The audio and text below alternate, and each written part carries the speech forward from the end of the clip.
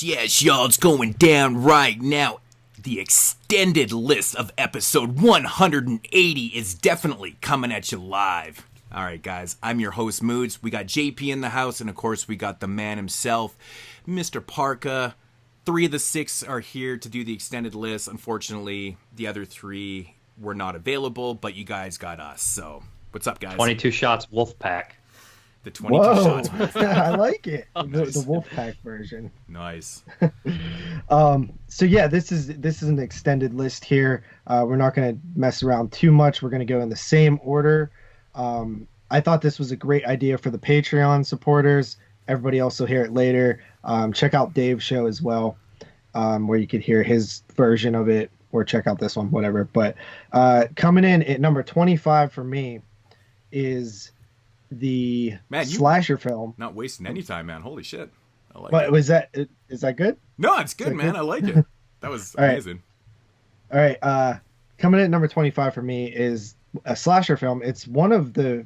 I didn't feel like there was a huge ton of slashers in 85, but it's one that actually surprised me because I expected it to be pure trash. It's pretty trash, but it's very enjoyable trash, and that's Nail Gun Massacre. Oh, so it was hilarious. I'm not gonna lie, man. It's actually like one of my favorites, man. I love that movie.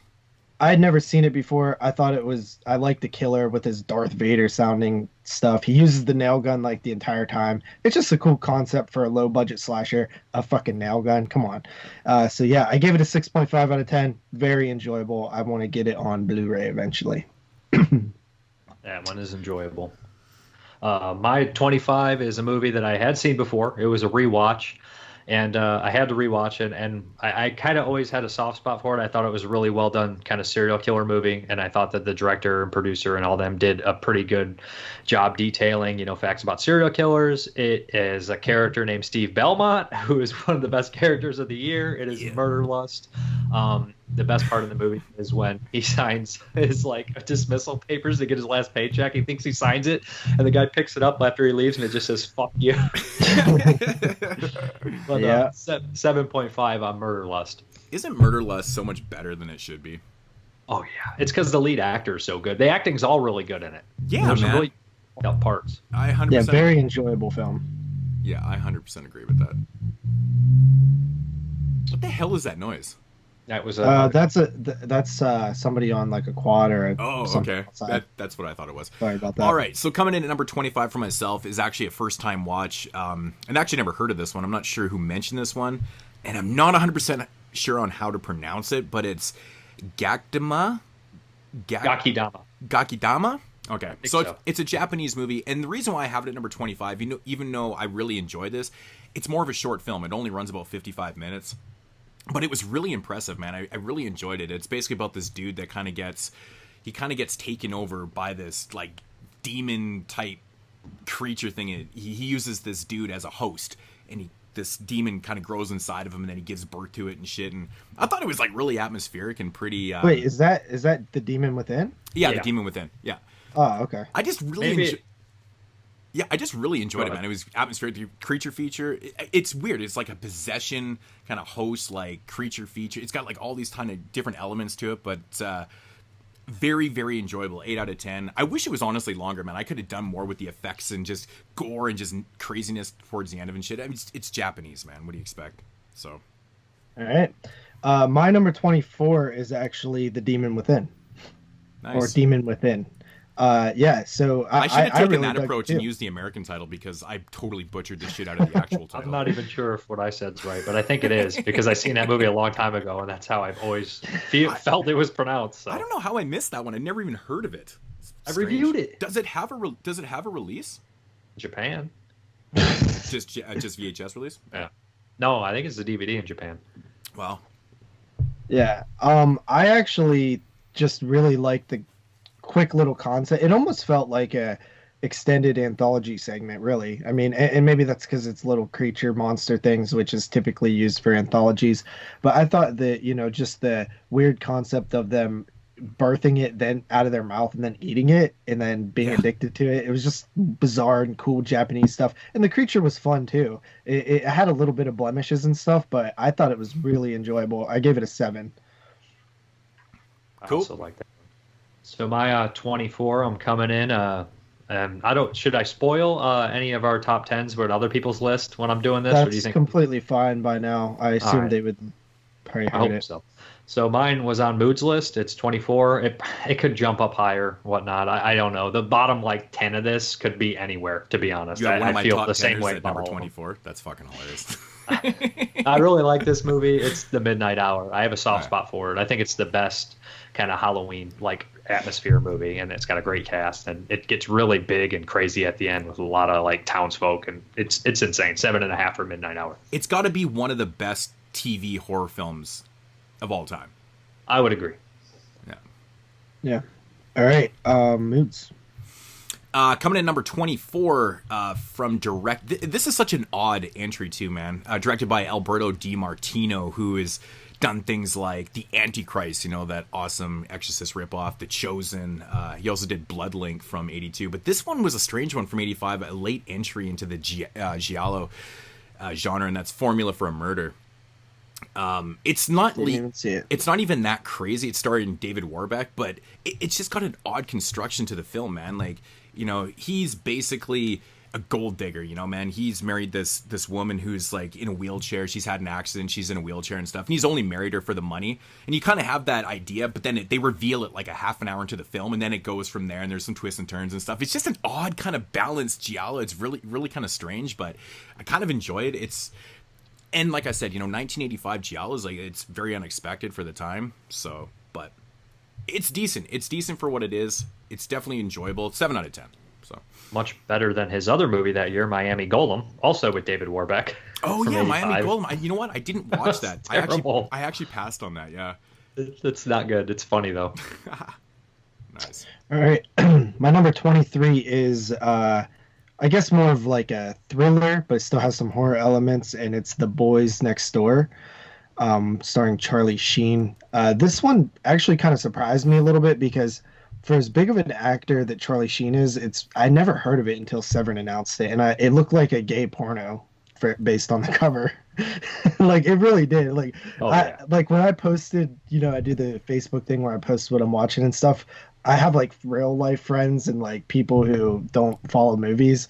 I was like, they're gonna think that I'm watching some gay porn or something. This is funny. But I really like the movie. It could have almost been a little bit more violent. I guess that's my one knock against it, is because it opens with like serial killer like footage and like this person was a bad killer and stuff, and then it's like, okay, they kill a few people, but it's like I expected a little bit more out of it. And Charlie Sheen's friend in that is a complete dick. Like he's just not a good dude, and neither of them really are. But it was it's just well made too. Like, you know, for shot pretty well and stuff. I gave it a 7. Okay, my 23 is Ruggiero Deodato's final jungle adventure movie, Cut and Run. I know a lot of people don't like this one. If you see the uncut version, it is super brutal. Love the music, love the huge cast, love it. I really like this one, and the music stuck in my head forever. The Simonetti score, 7.5. Well, if you ever watch any of my videos, it's hard not to get it out. Oh here. yeah. I had to use it That's for my what Carly 85 said, intro. I think. I love when people message me and they're like, man, I was watching Cut and Run, and they're like, that's where you got that music from. I'm like, yeah, man. Yeah, that's some awesome Simonetti stuff right there. Yeah, man, coming in number 23. I believe this is another TV film. I may be mistaken, and that is Blackout. Is this a TV film? It is. Okay. I've actually read that this one's actually based on a real life crime story. In fact, I've seen the Forensic Files episode that it's based on. Yeah. I thought there was something like that, man. Basically about a dude that changes his appearance, you know, after an accident and stuff, and he's kind of the prime suspect in killing his whole family. I feel like this is kind of like the inspiration for, like, you know, even the, you know, Stepfather and shit, man. It doesn't seem like it's the exact same story, man. This is a couple years before Stepfather came out, and it's very, very similar. Here? Yeah. It feels a little more plausible than Stepfather, though. I don't know why. Yeah, it does actually. Yeah, I mean, changing your appearance does seem like you could possibly get away with it. But I thought this movie had some, it was just really well done for a TV film. He didn't change his appearance intentionally though. Yeah, which made it crazier. Yeah, exactly. But I don't want to give everything away because I feel like a lot of people haven't seen the movie, but it's very enjoyable, very suspenseful and stuff, and just a well-made film. 8 out of 10, very well done. Last shot is phenomenal too during the credits. It's like that's the best shot in the whole movie is during the credits. Yeah, man. Yeah. All right, coming in at number 22 for me is a rape revenge film with possibly one of the most ridiculous rape scenes I've ever seen, and that is Naked Vengeance.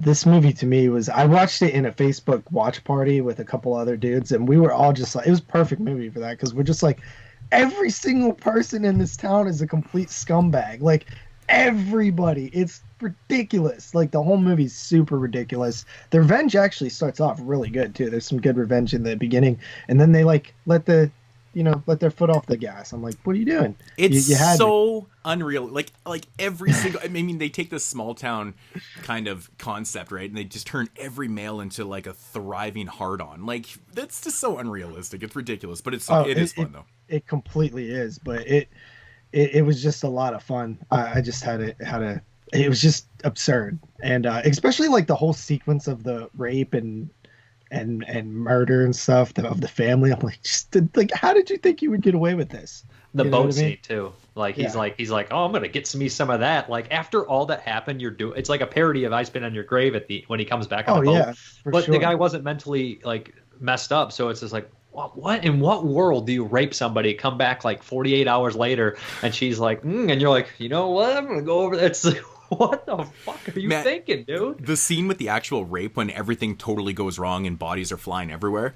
Dude trying to set up, the crime scene and stuff. I'm like, dude, that shit ain't gonna fucking work at all. He does it so quick and shit. And like the cop comes in and is like, yeah, this could be plausible and everything, but the thing is, Mr. So-and-so, he was left-handed.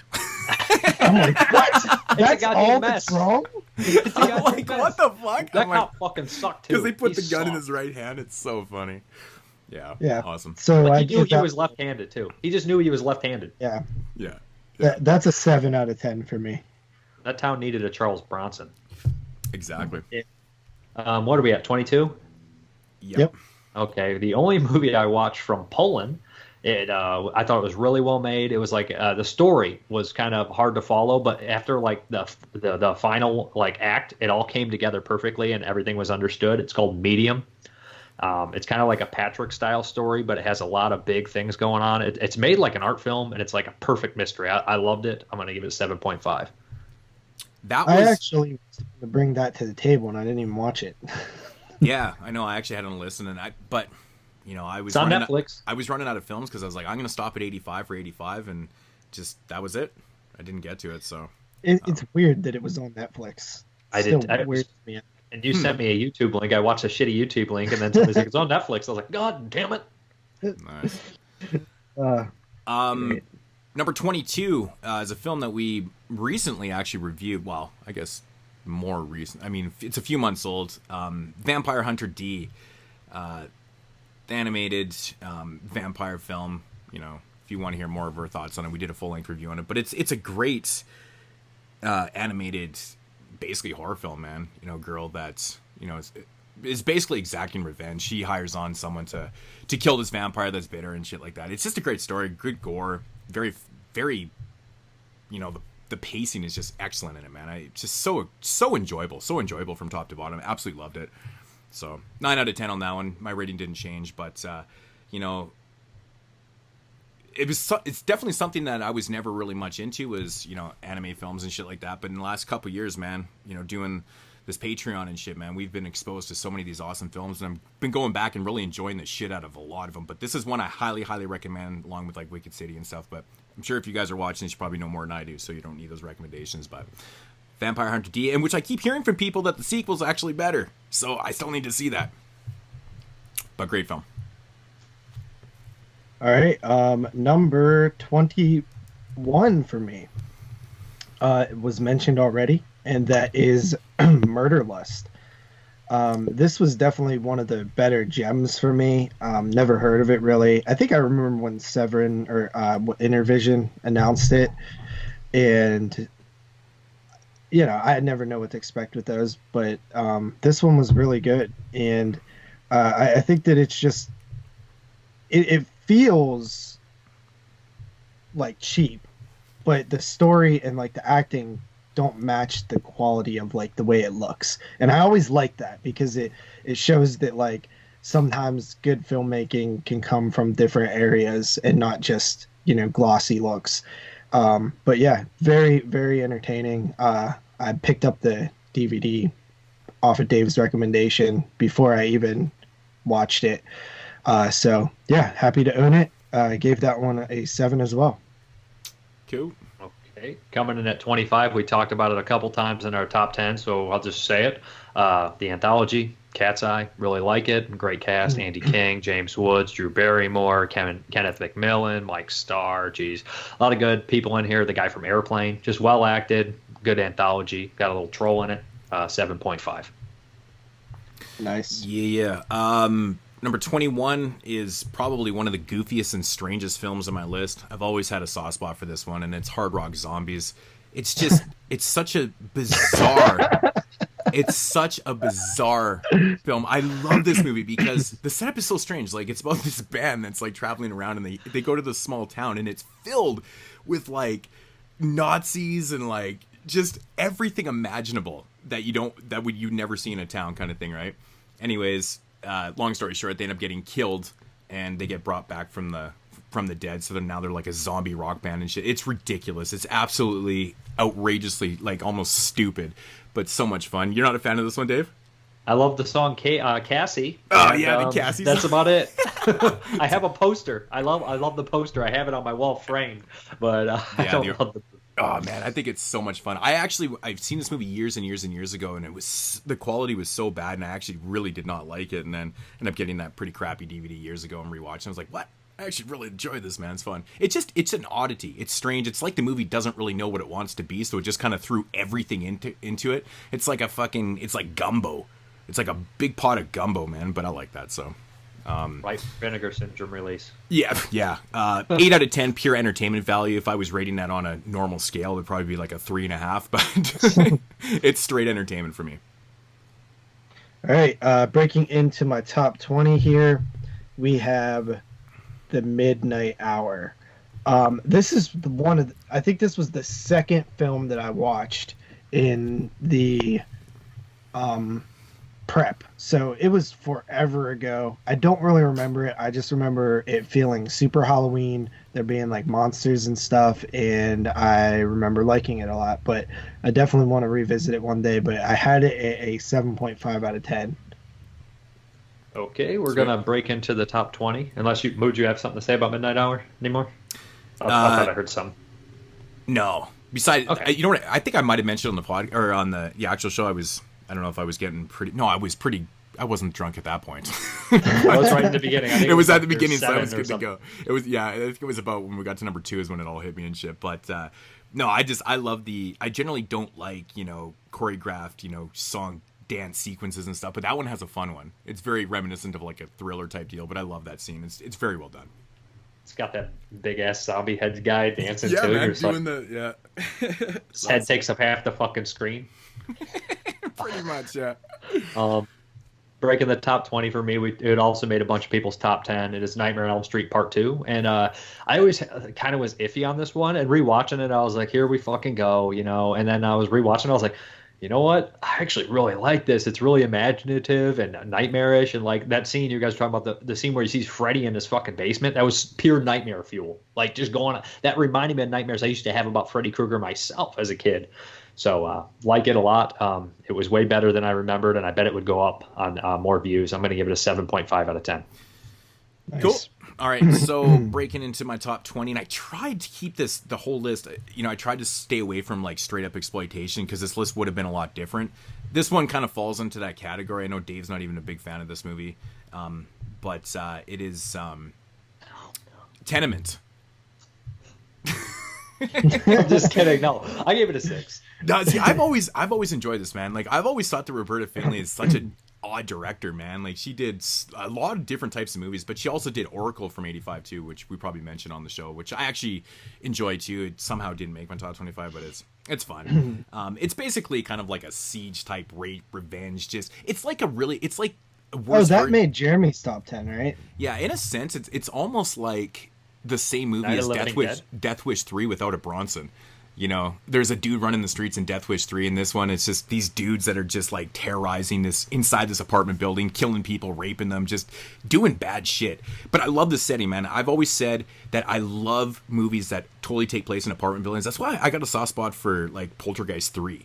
You know, that's my favorite. Yeah, that's my favorite one too. And like, I don't know, there's something about that type of setting in skyrisers and apartment buildings and stuff I love. And this one is just mean-spirited too, man. It's just nasty. There's just brutal characters, brutal scenes. It's just so entertaining on that level if you're into that type of shit. But like I said, I try to stay away from straight exploitation. But this one, it dabbles into very horror scenes and shit. So it was enough for me to put it on the list. And yeah, man, I think it's one of her better films, honestly. I mean, it's definitely better than the porno that she made. So... 8 out of 10. Fun fucking movie. Worse. Yeah. Sorry. Even to this day, I still can't believe how much Jeremy likes that movie. It doesn't seem like the type of film that he would enjoy, but I don't know. You know, he surprises us sometimes. So, worst actor of the year goes to that main bad guy. He was fucking awful. He was so bad. He had no charisma, and they had better actors in the movie. They should have just used one of them. He was garbage. For sure. Yeah. He probably ruined the movie for me, to be honest. He took it down to star himself. All right, my number 19 is a film that I saw when I was a kid and never seen again, and then I revisited it again really early in the year.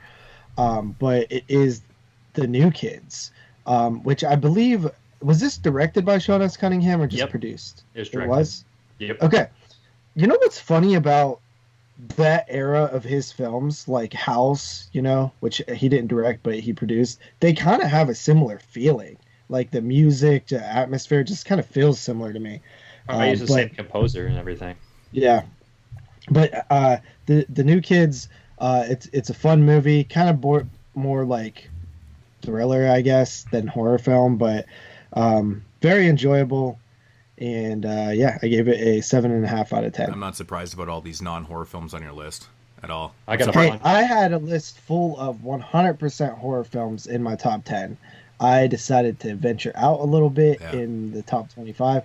Meanwhile, you guys had Return to Oz, so I rest my Man, case. I think Return to Oz is more horror, like something like Boys Next Door. I mean, it kind of dabbles on level, but to me, it's like straight exploitation.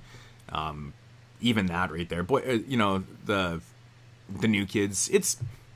I don't know, it's exploitation myself, but they're good films. Oh yeah, well, I said that I was including exploitation and possibly even some non-horror films. Wow. On this list. I did the same, though. I included exploitation on this list, too, because I was like, there's some kind of movies I want to maybe shed some light on or talk about a little bit. So I thought about it, but then I think I would have just left off films that I wanted on there that were horror. So I was like, I don't know, man. If I start putting things like Death Wish 3... the 25, I don't really, like, I'm fine with leaving them off the list, really. Yeah, top 10, all horror. That's why the year's too good to include non-horror. But after that, I was like, yeah, if they can be argued, even a poor argument, I'm going to put it on the list. Fair enough. So we're at 19? Yep. Talked a bunch about this one. Not really. There was only one fan of this one besides me on the show, and that is Life Force by Tobe Hooper. I didn't like this movie back in the day, but repeated watchings had made me like it. And I just enjoy how big it gets, how crazy it gets. And it's really just a Quatermass movie, but more modern. And it has like naked women walking around. I like the idea. It's like the Quatermass movies where you just stop and like Quatermass Experiment, I like thought about, just like John Carpenter's The Thing, for like hours afterwards. Like, what if that happened? So it's not as good as the as effective as The Thing, obviously, but 7.5 for Life Force. I like it quite a bit. I don't know what it is about that movie, but I can never get into it. Like, I think I can't stand the pacing is boring to me. Like, I like her walking around naked and shit, and I do like the fact that it's a Quatermass story and stuff. I get that, but I don't know. It's the execution, man. It loses me in so many parts in the film. I just find myself going, oh my God, this thing is way too long. Every time, even with naked chicks walking around, I'm still like, okay, man, I get it. She's got some nice titties. It's just kind of sucks because visually, minus like maybe like Poltergeist, it's Toby Hooper's most cinematic film. Most, Yeah, you know, it's definitely beautiful. It looking. looks really good, Yeah. and the concept, and it just everything should work, but it just doesn't for me. It was his chance, you know. It was another chance for him to make it big. If that would have been a hit, then Toby Hooper would probably be in like a higher regard. I know he's still held in high regard. He might have but been able to get away from horror. He might have directed a damn Star Trek movie or something. yeah, exactly. That sounds about right. All right, moods. Coming in at number 19 is one that I believe was on a couple lists in the top 10. I think it was possibly in JP's. And that is House. You know, if I'd have made this top 10 list. My number 5. It was in mine too. Yeah. It was in mine too. I think it was 7 or something. You know, if I'd have made this list, 15 years ago, something like that, House probably would have been in there for sure. I always had an appreciation for it. Always really enjoyed it. I've always claimed it's one of the two films that kind of got me into horror, which was House and like Fright Night back in 85, 86 kind of area. Very first films I ever remember watching. And like I've said before, I told the story, being a naive kid, I didn't realize that they were comedies. They actually scared the shit out of me. House is way more tongue-in-cheek than Fright Night is, but watching all these years later, it kind of depreciated a little bit for me, but I still appreciate it. I think it's a fun movie. I like I like goofy haunted house stories like this and shit. It's just really kind of over the top, but it's a lot more fun than I was having with it in the past few years. I rewatched and I was like, you know what, it's actually pretty good. It's not Steve Miner's best work by any means, but it does the trick for what it is. It's a comedy before it is horror. And it's got some very memorable creatures and kind of characters in it and stuff. So, it's got a place. I have to put it in there. Coming in at 7 out of 10 for myself. I love House. All right. Number 18. We have The Stuff. And this is one that I think made a couple lists. I wasn't a big fan of it when I tried watching it the first time. I think I was just expecting something different. And after I actually, sat down and finished it, watched it from the beginning to the end, I was like, yeah, I actually really like that. That was cool. The statements about like consumerism and that stuff is all there. But I like the adventure of the like kid against the corporation, almost like Halloween 3 feeling. I like that aspect of it. So, and good effects. It looks really good considering. So I gave it an 8 out of 10. My first 8. Okay, I think I forgot to mention what I gave Life Force is a 7.5. Okay, 8, somewhere around there. I'll use 7.5. I'll go with that. My 18 is also The Stuff. Larry Cohen, got to have him on there. And love Michael Moriarty in it. He's really funny, really memorable. And Paul Sorvino cracks me up in the whole thing, too. He's chewing the scenery. And it's so funny because he's like so over the top in this. And his other movie this year, Chiller, he's so like reserved. So it's two completely different performances from Paul Sorvino in this year. So 7.5 for The Stuff. One thing I regret about when I met Larry Cohen at Wasteland one year was not buying one of the Stuff cups, the actual, from the film and shit, but they were really expensive. I think you wanted like 40 or 50 bucks for them. I'm like, I could have afforded it, but I was like, man, that's really expensive just to put that on my fucking fireplace mantle. Oh, yeah. I'm like, that's crazy shit, man. So, but now I really wish I had grabbed one, but it is what it is. I've always been a big fan of this stuff, man. I think it's fun. Number 18, it's been said a couple times already, and that is Murder Lust. Steve Belmont's my boy, man. That guy is just beyond hilarious, and I agree with Dave, man. The funniest shit ever. I couldn't breathe. He signs that shit, fuck you, man. It's just, I don't know what it is about his portrayal of the serial killer, but it's just, he's so likable, but like just so dislikable at the same time. It's like this perfect blend. Stand him. You just can't stand him, but you can't help but just like admire what he's doing. It's like the strangest blend. I don't know, man. It's just a fun, I think the thing that surprises me the most about Murder Lust is that it is, like JP elegantly said, it is kind of cheap looking. I mean, it also might be the transfer that we're getting to. I don't know if it's shot that poorly looking. I mean, we're not getting, a high def transfer and stuff. It might look a little bit better, but it definitely is a small film. But it definitely challenges itself to the point where it makes itself bigger. And I don't know how they managed to do this, man. I probably would say the acting is the biggest key to this movie. It really does sell it a lot, even though there's not like a lot of great special effects and stuff, great set pieces. Cinematography's okay and stuff, but it is really about the acting in this film. He really does sell it. Eli Rich, the guy that plays Steve Belmont, the killer in this, I don't really know what else he has done, but that guy, for doing like a kind of indie type film like that, spot on, man. Sells that shit to the point where it's so enjoyable. I've watched it 2 or 3 times in the last couple of years. I think when Severin, Intervision Line put out the DVD, I was like, I'd never seen it before, and I was like, damn, that is fucking gold. That's a gold release. So highly recommend Murder Lust. 9 out of 10. I think it's fantastic.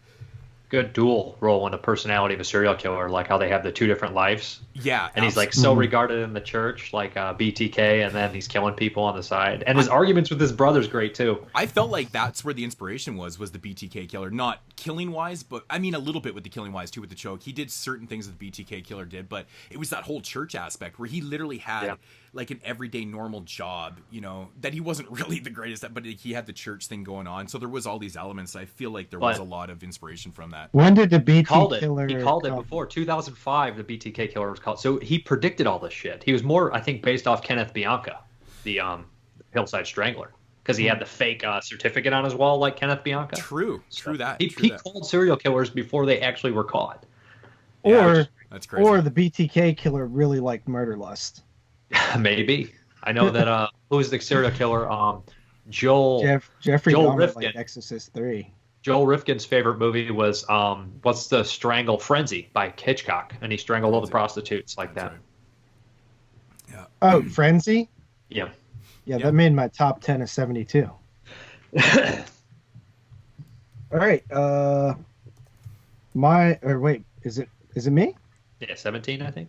Okay, 17. My number 17 is a film that pretty much shocked all of us that it was somebody's number 1, but it was Fright Night. Oh, Jesus. Going back to the... See, I wasn't that drunk that I don't remember that shit. I'm still tripping balls about this, man, because I don't want to ruin it, but my God, man, that certain person loves a certain Italian film with all the passion in the world, and I was like, well, this is a given. I know JP's number 1, and I know Derek's number 1, or as a just giveaway, but but you know what I'm saying? It's like, Jesus Christ, man, like that was probably the biggest shock I've had on a top 10 list show in a long time. Demon Gate.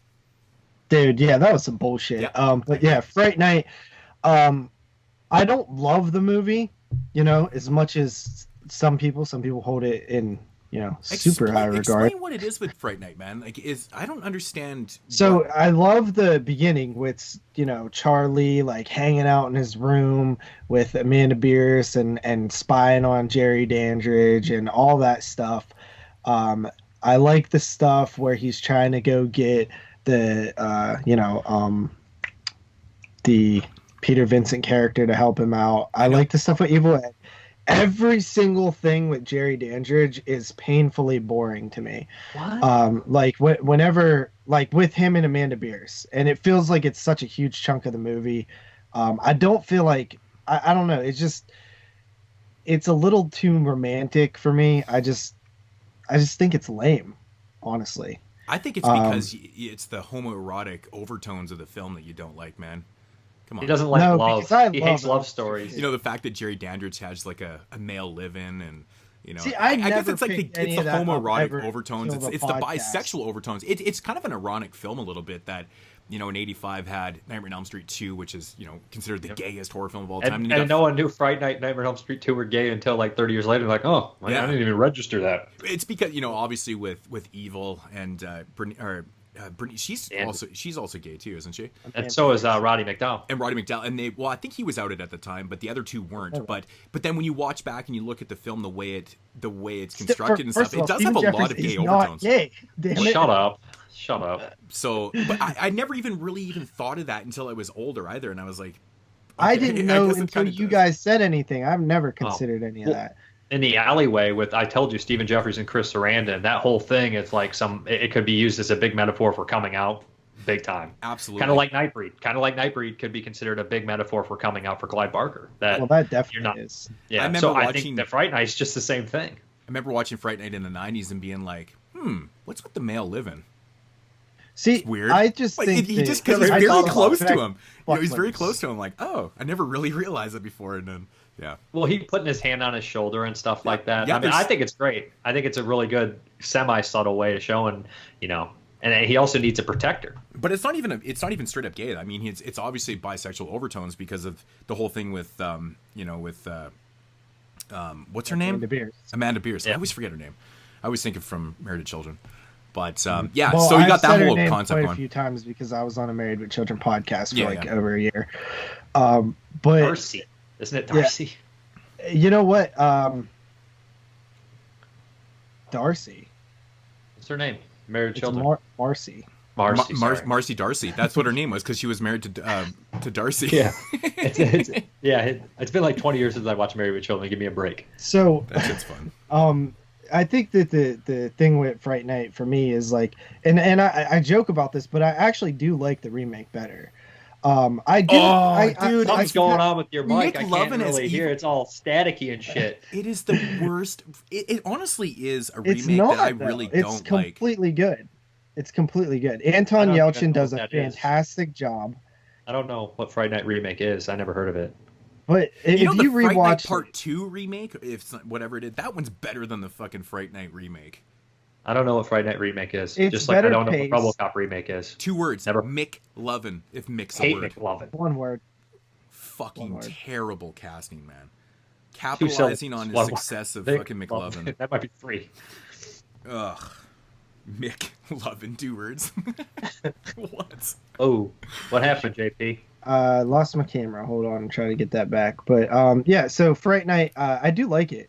I gave it a 8 out of 10. Well, at least you've come around on it because I think before you were like, I gave it a 7 the first time. Yeah, that made a Hall of Fame, didn't it? Seeing it in the theater really helped me. Yeah, I saw it in the theater, maybe like a year ago or something. big screens will do that. Yeah. So 17. Yeah. All right, it's been on a couple people's list, and I really enjoyed it. It was a first-time watch. It kind of blew my mind. Like I said, like Derek said 100 times, I love the villain in the movie, Return to Oz. I got it at an 8. Loved it. Man, Matt Clark, C. Spacek. Return to Oz is such a creepy fucking film. It's weird. That's the best Disney era. They had so many dark films in like, the early 80s to about that point. I wish Disney was still like that. I always claim I don't really like Disney, but going back to that era, man, they put out some really good ones, man. Some really good ones. Something That is my Wicked number This 38. Way counts. Something Wicked This Way. Fucking. It's one of my favorite movies ever made. Was it Watcher in the Woods? Black Cauldron. I think the Black Hole was even Disney Oh, also. sorry. It was my number 39. What, Return to Oz? Yeah.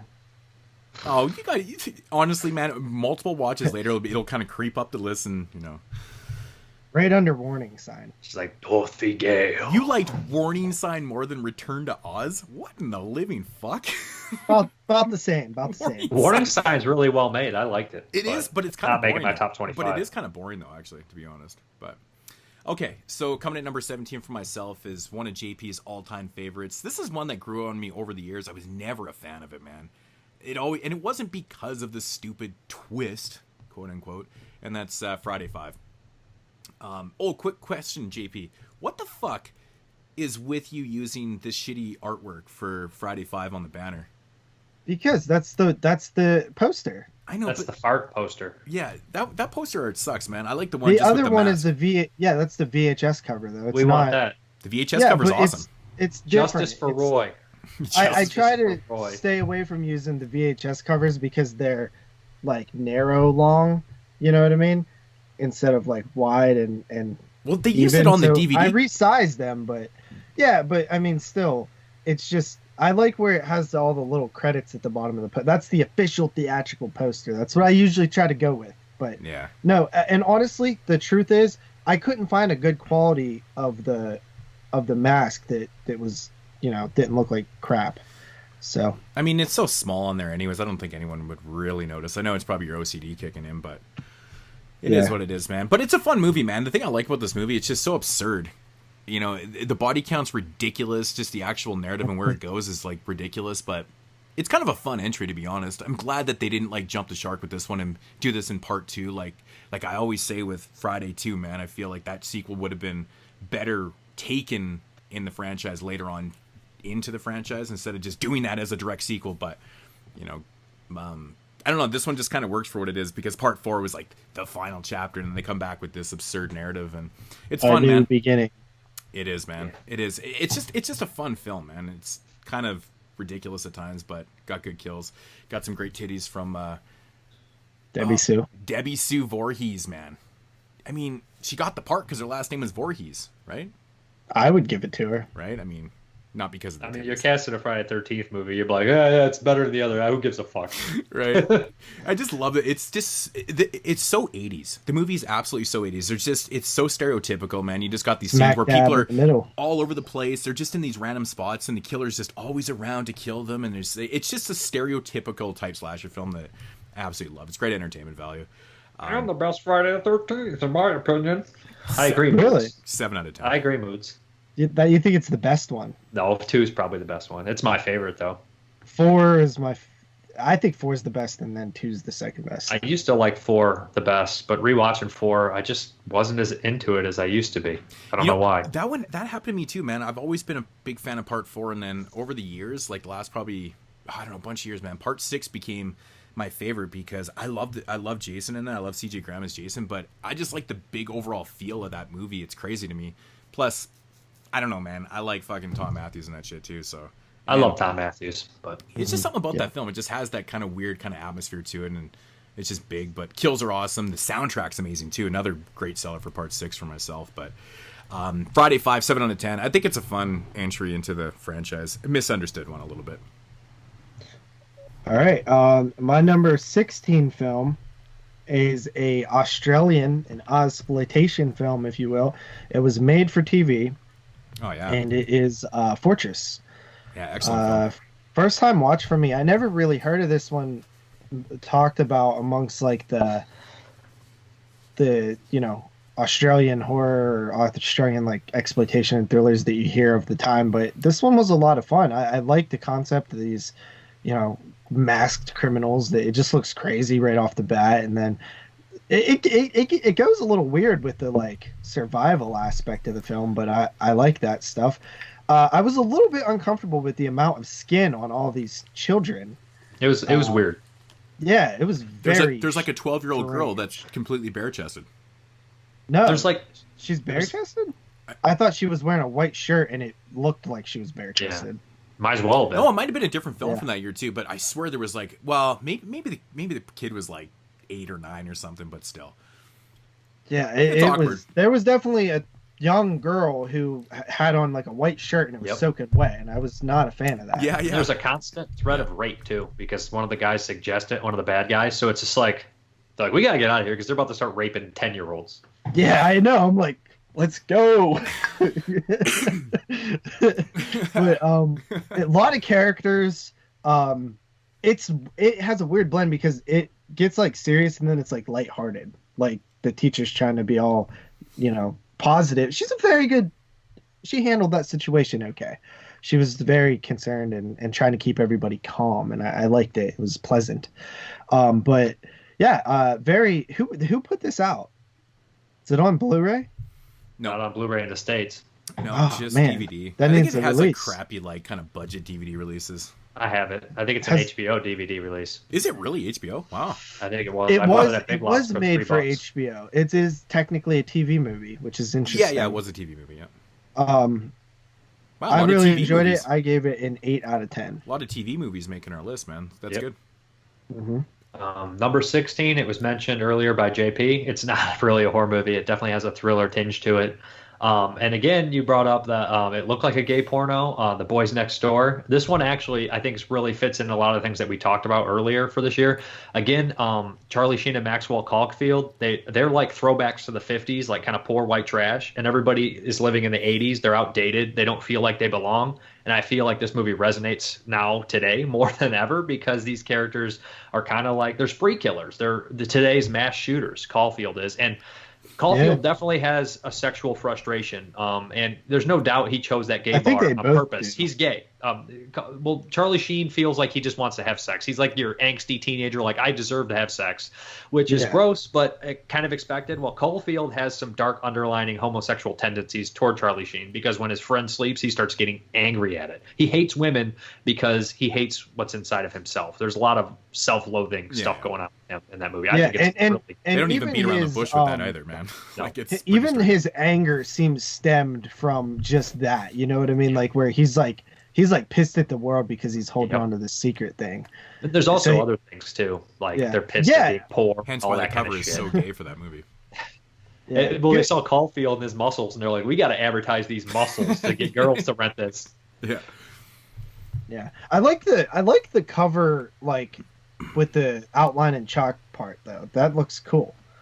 I don't know if I've seen that cover. I can't remember it. All right. That's actually how the movie starts out too, right? Aren't they doing like the outline of the chalk on the? Yeah. So it is a little misleading because they're talking about serial killers, but they're spree killers. They're not serial killers. I would give that an 8 out of 10. They're more like. I would have liked if the spree was a little bit more violent. Like you could have added a couple more violent things in there, and you're talking from a film that is, an 8 to like potentially a 9. You know what I mean? Just by adding some more of that in there. I like watching movies like that because they're very much products of their time. Like you wouldn't see those movies being made today, just with that blatancy and killing homosexuals, and it just wouldn't happen today, man. And there's that scene with the cop who's like a bunch of gays, or he says some like off-color remark, and then one dude just like, all right, shut the fuck up, dude. Yeah, the dude is being so he's like, yeah, well, this fag over here said this fag, and I was like, what? Holy crap! Like you would never hear that. He's just some piece of shit cop, you know what I mean? Back in the day. Yeah, it's pretty brutal to hear stuff like that. All right, so coming at number 16 has been mentioned a few times. The name's Mo Rutherford. They call me that because when people give me money, I always want Mo.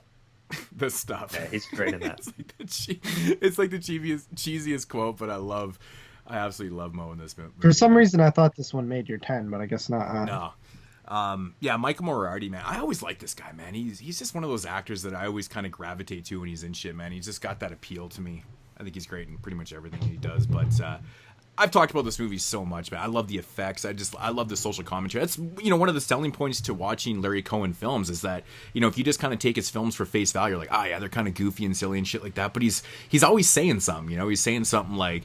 Romero is and things. And I respect that. You're taking the time to make these kind of silly B movies and stuff, but you're actually trying to say something.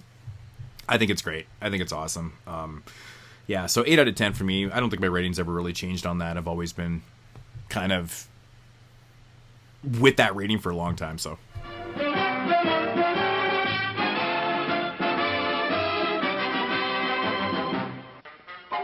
Yum, yum. It's time for a tasty and refreshing snack.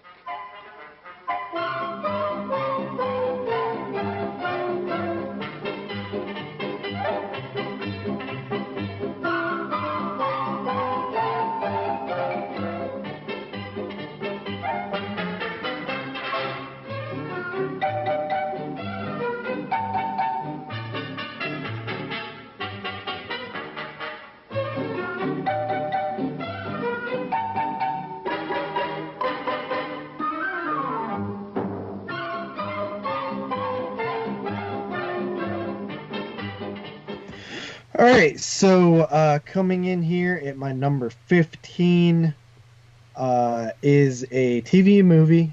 This one I actually watched twice because the first time I was kind of in and out of it, so I watched it again. And I kind of fell in love with it a little bit. It's a super cool movie, TV movie, Blackout. I just like the story, man. Just like the idea, okay, is this guy the killer? Does he know he's the killer? Does he have brain damage? And does that mean he's still the same person? Or does it not? You know what I mean? And it just was kind of a cool story. Has some weird garb that the killer dresses in and stuff like that. I was halfway through that movie. I was like, what the fuck is the gimp suit coming in? And then he was in it. I was like, oh, okay. Yeah, I know, because that's on the cover. And I'm like, is this just one of those covers or is this like in the movie? But yeah, just a very enjoyable TV movie. I would love if this one got a release. Yeah, for sure. Hopefully they change the artwork because I hate that GIMP shit, man. That sadomasochistic leather masks. Shit freaks me out, man. I live for it. It freaks me out, man. I don't understand that, JP. I don't understand sadistic, like pain and sex, man. That shit makes no sense to me. What would you give that, JP? I gave it an 8 out of 10. These are everything here on out is an 8. All right, I got my 15. And here on out, I felt bad about not including any of these on my top 10, and the stuff too. I really felt shitty about not putting the stuff on my top 10 because I've loved that movie ever since I was a kid. So I was like, oh fuck, it was in my top 10 for a while. Actually, the stuff was. I felt bad because I was like, man, I feel like I owe it to this movie. But number 15 is the Sean Cunningham movie. It's probably his best directed movie that I've seen, and it's The New Kids. I love this movie. It's a revenge movie. Great cast of baddies. I'm a sucker for a gang of baddies. I love them. And they're really trashy, and they all get killed in awesome ways. And I love his uncle. He's great, too. And Tom Atkins is in it. I really like this one. I watched this one a couple times. James Spader is a fucking dickhead. John Philbin's a dickhead. 8 out of 10. Yeah, I kept... The whole time I was watching that movie, I just kept thinking, I wonder if Aunt Becky's going to jail. Yeah. Right? Like, it just... Because when I watched it, man, it was like, it must have been sometime last year, and the case was still very fresh and stuff, and I was like, Aunt Becky's going to jail, man, for some stupid shit. It's weird. What'd she do? She paid her kids his way through college or something, right? Yeah, something to do with bribery and shit like that. They were... Yeah, she's like legit going to jail for it, though. Like prison. It's like a big no-no, apparently. So, I mean, politicians and rich people do it all the time. I know. Yeah, she got caught. Just like Martha Stewart, huh? Like they made an exception of Martha fucking Stewart. No, she went to prison too. Yeah, that's what I said. They made an example out of Martha Stewart. Oh yeah. True. That's what all those Congress just did and everything. All those politicians just found out that they're going to stop. Everything was going to crash to COVID, and they sold everything, and they're probably not going to get nothing happen to them. Yeah. It's probably the greatest thing that ever happened to Martha Stewart, man. She started doing like shows with Snoop, and her popularity got even bigger. Those are great. She got street cred. She does, man. She got street cred. It's ridiculous. Well, Paula Deen didn't fucking serve. So funny. All right, so coming at number 15 for myself is probably, I would say, one of the most bizarre children's films of all time. Children's films. The Peanut Butter Solution. I hadn't seen this movie in years, and it is still as fucking weird as I remembered it to be, man. It is such an oddity in narrative. Like, it's just so weird. Like, it starts out strange, but then it just goes into a direction where you're like, really? Like, this is really going on? It's crazy. It's basically about this kid that has kind of like a freak accident. He's fucking around with He has a fright. Yeah, he gets a fright at this like abandoned place, and he wakes up the next day and he's bald. He's like, and he's freaking out, man. He's like losing his shit over it because he's like, he had. Did that happen to humans? Yeah, pretty much. Yeah. Happens to everybody in Canada. That's a true story. Yeah. This is like a French. Oh, it's so bizarre. So, anyways, he basically comes up with this concoction where he mixes like peanut butter and a bunch of other weird shit, and he slops it on his head, and he wakes up the next day and he's got hair, and he's like, holy shit, it fucking worked. But the thing is with this concoction is that his hair kept growing like at a rampant pace. Like, it would literally, as he's walking through the kitchen into the living room, you could see his hair getting longer. It was actually quite well done. It was kind of funny. No. It's literally growing so fast. And then you got this other element where you got this weird ass school teacher. He's like an art teacher and shit. He gets fired, and he kind of takes advantage of this situation with this fast growing hair and stuff. The movie is also starring Yick from Degrassi Junior High and Degrassi High, which is very strange. He's very young in this, and there's a really odd and strange part in the film where he sees Michael growing his hair back, and he's like, yo, man, give me some of that stuff. And he's like, you don't need it, you got hair in your head. And he's like, no, for down there. So he slops it on his balls, and he grows hair that's like sticking out the bottom of his pants. Never cut now. It would never happen now. No. This is supposed to be a kid's movie. He's got fucking nut hair that's like 3 feet long. One of the most fucked up things is, you know who tells him the concoction? He gets it from a dream that a bunch of homeless people that burn in a fucking abandoned building tell him how to make the concoction. Yep. So, like, homeless ghosts that invade his nightmares tell him how to do it. Which I think is... I still to this day cannot wrap my head around that. Where does that come from? Where do you think of that? Why would that have been a thing? It was a story he made up on the cuff. He used to tell his kid to go to sleep, and then he made a movie out of it when he got a chance. There's a story on the Blu-ray from. Oh wait, that's for real? That actually happened? Yep. Yeah, he just making this shit up for his kid. His kid loved it, so he made that. He got a chance to write. When the movie, he was telling that story, did he add in the part with the ball hair, or did he leave that out? I don't know. I didn't go into detail about I truly believe that's the way it went down. I mean, I'm not going to get into where this one goes, but it gets really, really bizarre, and like what the teacher's using his hair for and shit. It's very odd. The effects are strange. The whole third act is like, you're kind of staring at the screen going, what in the fuck is going on? Like, this is crazy. Like, I remember watching this movie probably in the early 90s and being confused as shit. I'm like, what the hell did I just watch, man? And I hadn't seen it in years, and rewatching, I was like, wow, makes sense why Severin just put out a really good Blu-ray release of this, because it Severin Kids, because it is strange. Honestly, this movie isn't for kids. It's not for kids at all. It's very strange, bizarre, kind of, I don't even know what other adjectives to use. It's just strange. It's for adults, essentially. Yeah, I don't know. Peanut Butter Solution, you got to check it out, man. 8.5 out of 10. It's a Canadian staple, I'm going to say. No, I don't know if it is or not. Is that like the Fern Gully for you guys? Like every time there's like something where they got to put a movie on, they just put Peanut Butter Solution? In the States, it was Fern Gully. Absolutely not, man. To like save the environment. You know what the staple movie was? You know, in school, if they ever had like, you know, back in those days, you didn't really need fully permission to watch movies. Strange Brew? Yeah, Strange Brew. Actually, Strange Brew was actually filmed in my hometown. That brewery, my uncle is the power engineer there. I've been in that brewery millions of times. Anyways, so the staple film was Never Ending Story. That was the film I'd seen 100,000 times. Jesus. And I was like, another movie that's for kids, but it's not for kids. It's creepy and it's crazy. But yeah, so that's one thing I love about the 80s, man. They made some insanely dark kids movies. Best time for kids movies, man. It's just crazy. Sure it wasn't Slapshot? Slapshot. With the Hanson brothers. I haven't rewatched it. I just know it's the most famous hockey movie, so I figured. All right, coming in at number 14 for me. This one, again, where I kind of expanded my list a little bit into non-horror things, exploitation. I went with Death Wish 3. Ah, man, this would have been in my top 10 if we were including that. Oh my god, I love Death Wish 3. Yeah, Death Wish 3, dude. I'm 3 for 3 on the. Well, I did see the remake, which I didn't hate. I didn't hate the it. worst It just movie felt ever. like it was tame. But Death Wish 3 is probably my favorite so far in the series. I just think it's the one that I've had the most fun with, because it's like the first one starts a little slower. This one is kind of going right away, you know.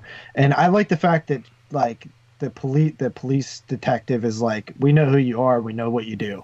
And Larder. The narrative Larder's is awesome in so that too. ludicrous. Yeah. Like he would just hire him on to go and take care of the streets and shit. Yeah. It's based on a true story.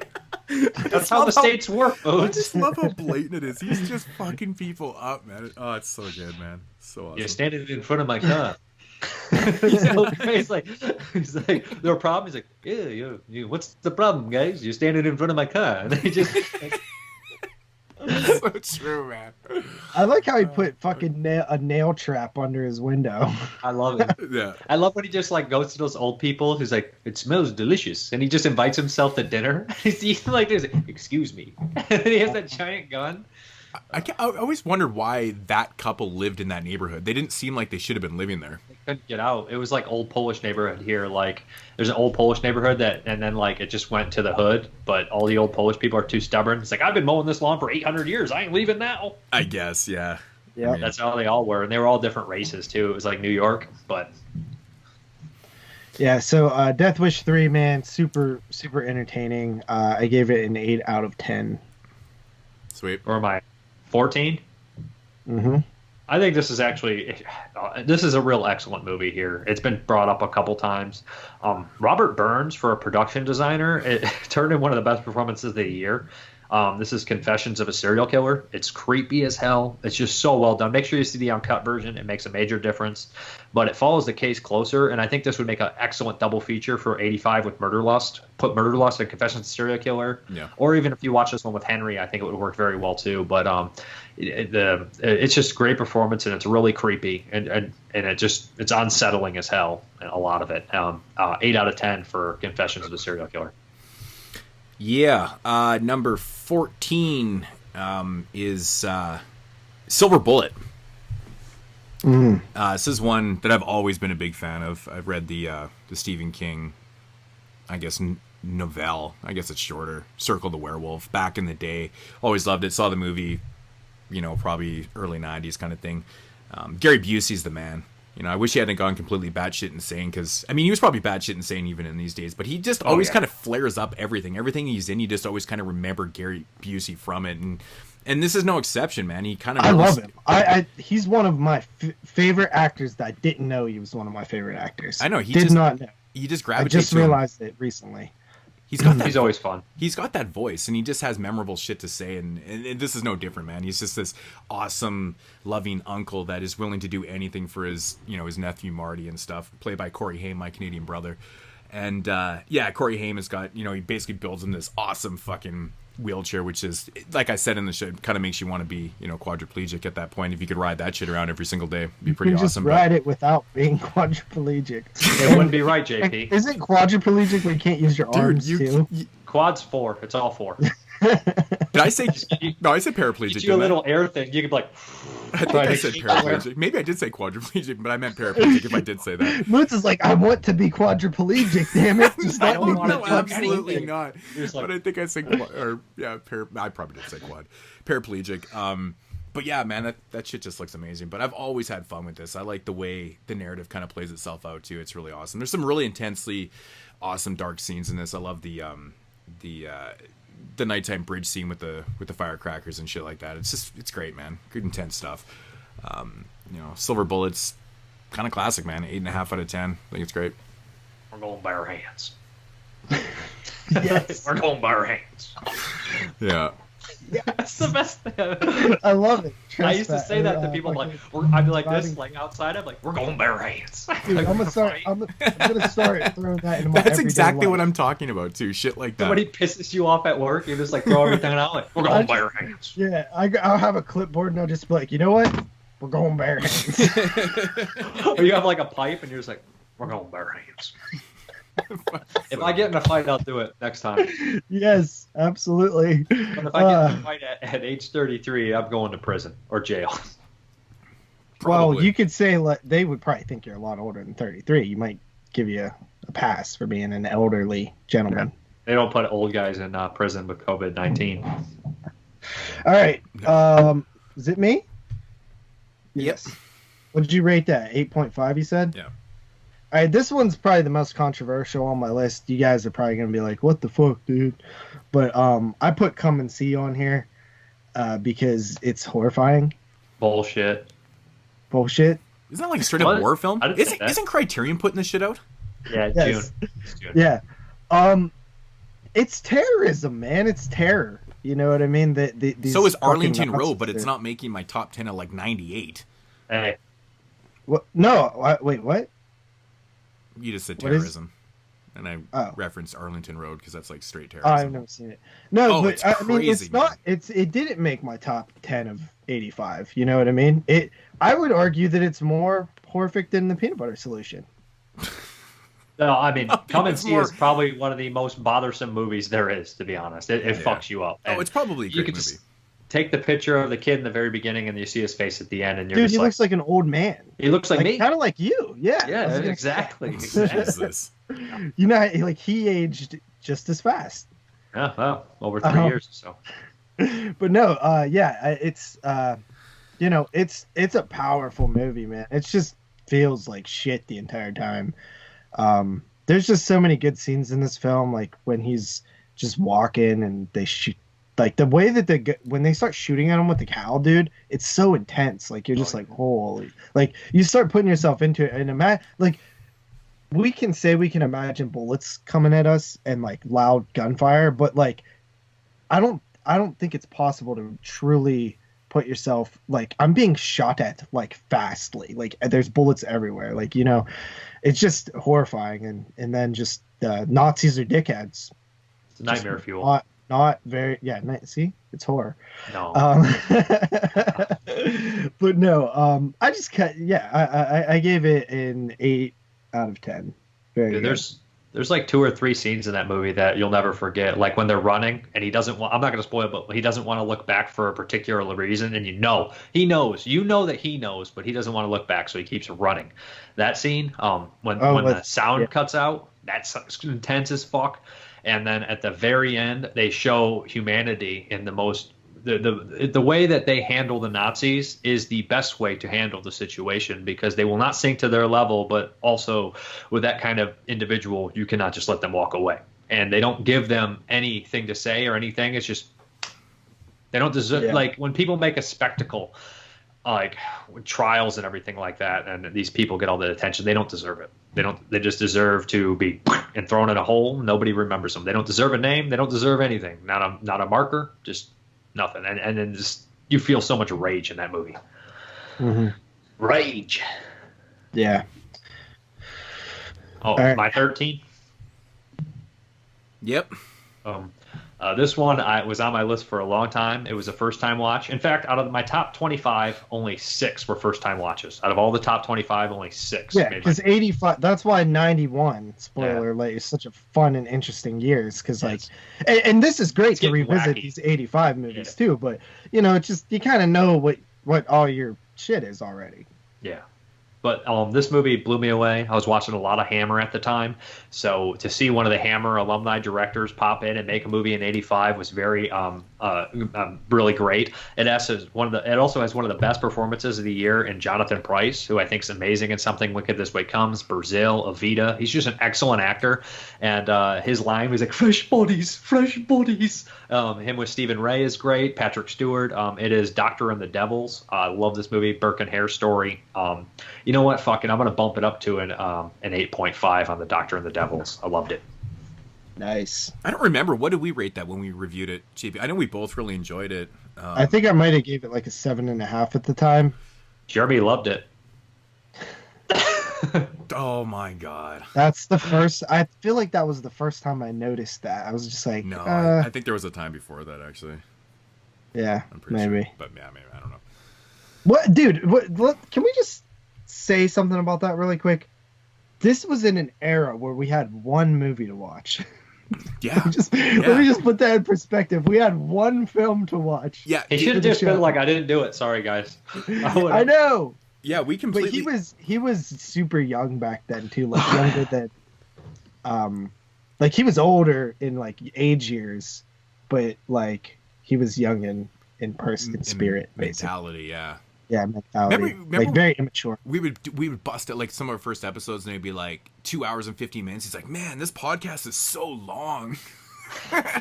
He was actually one of the best on the 85 show because we were all either drunk or exhausted, tired, and Jeremy and Carly were both really fresh, and they like kept their composure while we were all like, I love the movie, I love this movie, it's a good movie, and they were like, okay, let's move on, let's go. What do you mean? When we got to like number 2s, I kept my composure pretty well too.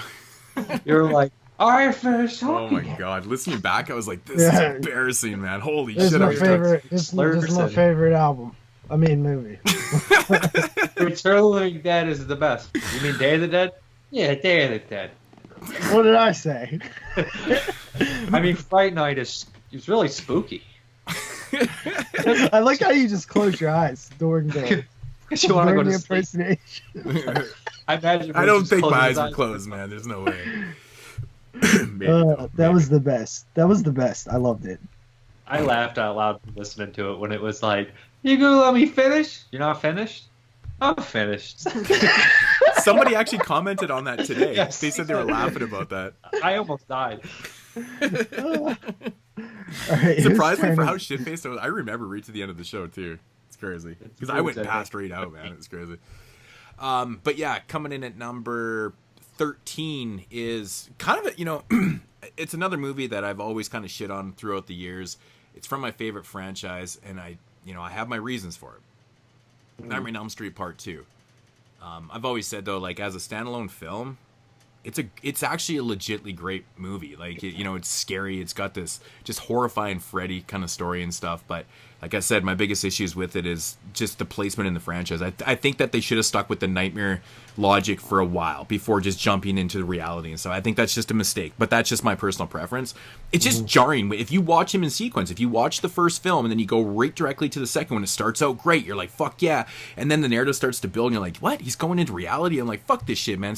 Because I think that's what makes the first Nightmare on Elm Street work so well, is that it is this creepy new idea of pulling people into, and if you die in the dream world, you're dead in real life. I think that's terrifying. But to take it into reality where we've seen this a million times, it's not as terrifying as a sequel. But if you watch it just as a standalone film, I think it works for what it is. But I like that makes any sense.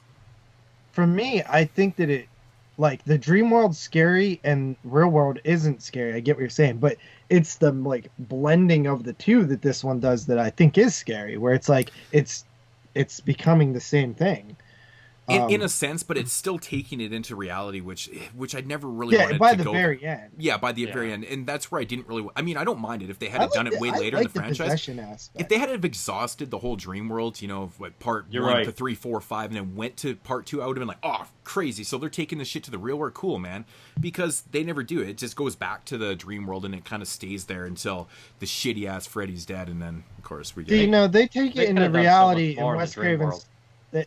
Yeah.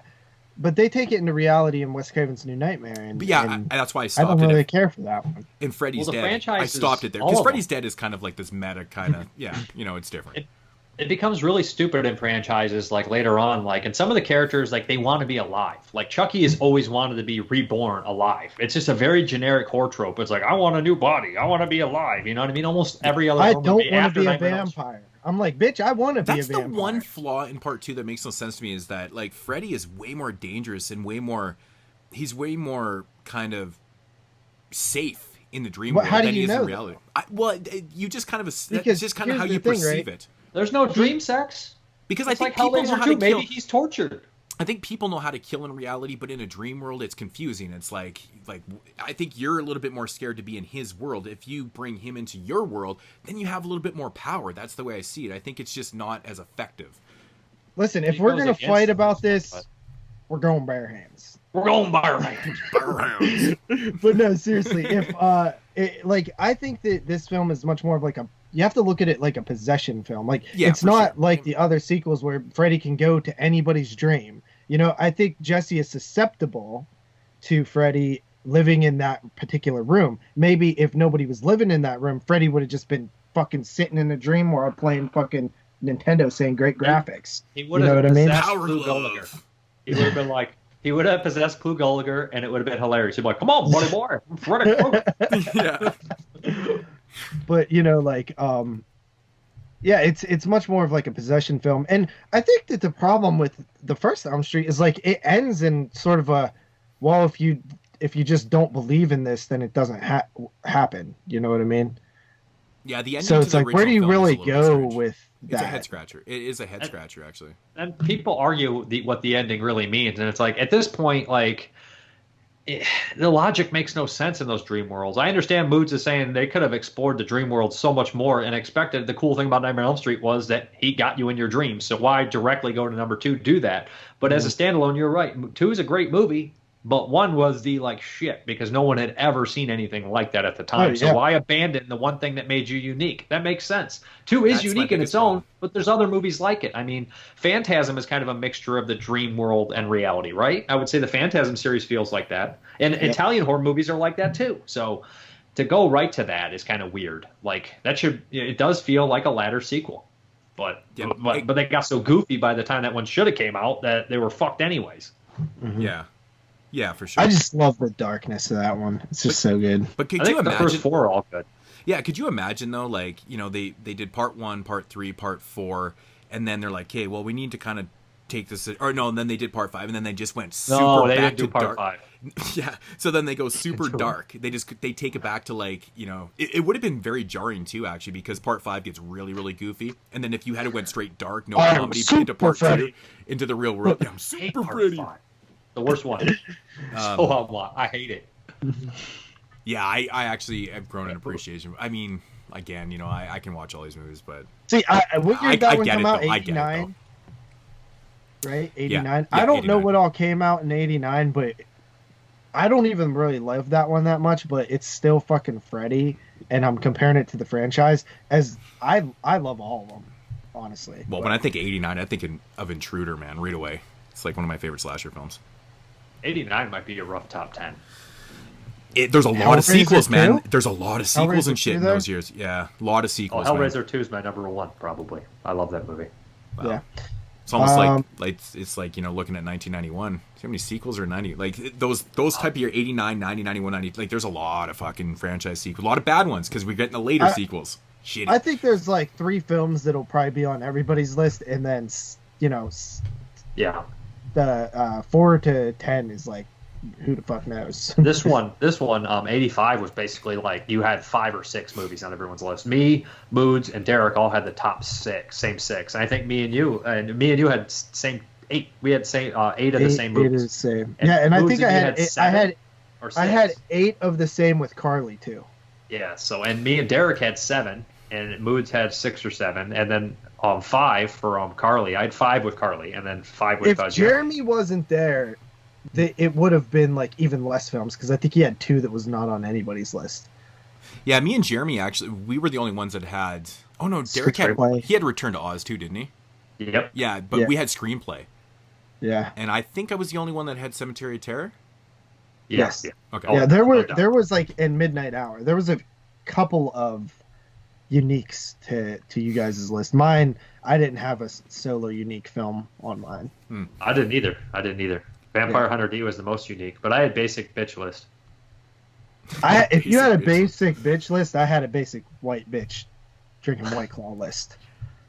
White Claw list. I'm not gonna lie, man. This was my favorite top 10 list I've ever made. Like I just love the movie so much. Yes, I just mine love too. this top 10 so much. Like every movie on it, I'm just like I could go and watch right now. Like that makes a great list, man. Like Cemetery of Terror blew my shit I loved. Yeah, there's 30 movies I loved, like literally 30 that might make my top 100 list of movies. Well, like I said before, when we did our top 50 personal favorite 5 films, of these were in my top. Yeah, 5 of those films were actually in my top 50, and most of those were in my top fucking 10. So I'm like, people already know what this list is going to be. 2 of them were in my top 5. I mean, dude, fuck. Yeah. You know what I mean? There's no other year. Yeah, so it's an incredible year for me. Yeah, and funny enough, I don't know if Dave's listening to this or not, but he predicted in the other chat that at least 60% of the people would have Return of the Living Dead as their number 1. I thought Mike picked that. No, Dave, and nobody had it as their number 1. Yeah, but like 10 people had it. It went like 8 times in a row from 2 to 3. It was in everybody's 2 and 3, and I think Derek's the only one that had it in 4, the 4 spot. Mm-hmm. Yeah. Mm-hmm. All right, Moods, what did you rate Elm Street 2? Elm Street 2, 8.5 out of 10. All right, my number 12, or my number 2 of this list is Confessions of a Serial Killer. This is another one I wish that I had a chance to rewatch because this was in my top 10 for the longest time. Reanimator and Cat's Eye were kind of like on the cuff. I didn't know what I wanted to do, and I decided to go with with Cat's Eye because it was more personal to me. And then Reanimator, I ended up liking more after like the 3rd time I watched it this year. But Confessions of a Serial Killer was one that, I think it was the first film it was the 3rd film that I watched for this. Wow. And I really liked it though, man. It was hard to find for one, but then once I found it, because it doesn't have anything but a VHS. This film UK DVD's cut. It has a cut UK DVD. Yeah, but I have the VHS. But, nasty little Henry story. I like that it has like the interrogation aspect of it, which the other Henry film didn't. Yeah. So you kind of get, because that's a big part of the Henry story too, is like the interrogation, all the stuff that he said. But yeah, I gave it an 8.5 out of 10 actually. I thought I gave everything an 8, but I lied. All right, so my number 12, like I said, I put a lot of non-horror on this list. I have like 4 probably that wouldn't be horror movies. And I couldn't leave my boy Charlie Bronson off the list. I love Charles Bronson. He's an idol of mine. Coming in at number 12 is Death Wish with a 9 out of 10. I Death love Wish him 3. and Ed Larder. Yeah, Death Wish 3. Ed Larder and his relationship is great. Ed Larder and Charles Bronson did 3 movies together, so Charles Bronson didn't always do movies with the same actors, some of the same directors, but, him and Larder, you could tell were friends. They had a good back and forth. 9 out of 10. Nice. How many are there? 5 original Death Wish There's films? 5 Death Wish, and then there's a remake, but also Death Sentence is the book sequel to the original Death Wish, so by James Wan, and Death Sentence is a massively underrated movie. It's really good. Kevin Bacon and John Goodman. Yeah. Excellent movie. I love that movie too, man. It's great. That's cool. Great. Never gets talked about. You ever seen that one, JP? Oh. Totally up your alley. It's a fucking awesome revenge movie. It is, man. It's so underrated, man. It's awesome. I have to check that out. It's very good. If you do the Death Wish series, you should do the 5 Death Wish, the remake, and that one. Hey, we do shit like that all the time, so we cover every little thing that is associated. So yeah, that would be fun. Might have to throw that up on the franchise it'd be so Patreon. So much fun.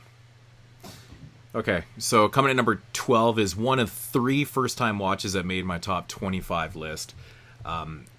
I don't know how I missed this. I mean, I even knew about this film. I don't know why I'd never seen it before. Maybe just because I didn't have the DVD or something. Maybe it's a little bit harder to find. But me being a huge Australian film fan, this kind of just was a no-brainer for myself, and that's Fortress.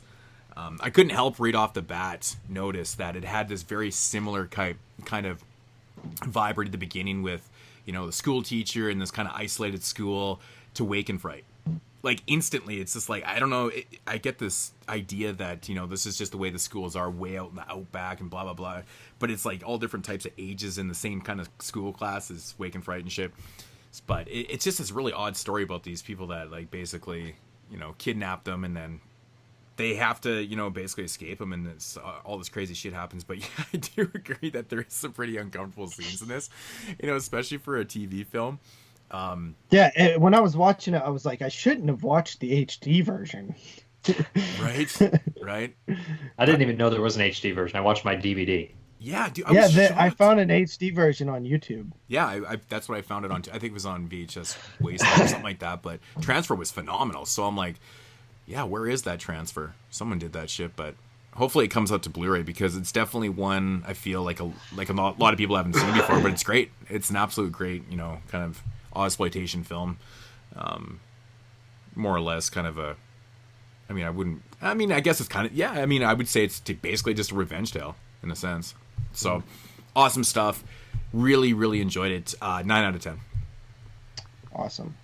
All right, my number 1 of this thing, or my number 11, just missed my list. It was in my list for the longest time, and Reanimator was kind of the film that pushed it out a little bit, even though Reanimator was my number 9.